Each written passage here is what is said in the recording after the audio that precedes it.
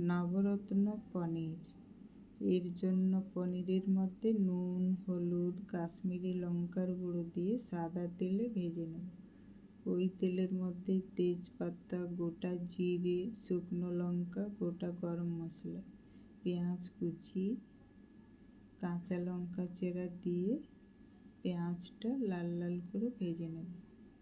এরপর জিরে, ধনে, আদা, রসুন, কাঁচা লঙ্কা, গরম মশলা বাটা, টমেটো বাটা দিয়ে তার মধ্যে হলুদ গুঁড়ো, কাশ্মীরি লঙ্কার গুঁড়ো, পরিমাণ মতো নুন দিয়ে মশলাটি ভালোভাবে ভেজে নেব।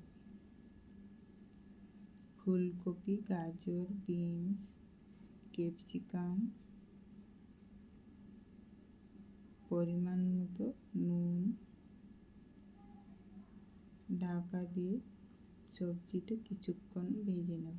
এরপর সিদ্ধ করে রাখা আলু, 2 চামচ টমেটো সস, ভেজে রাখা পনির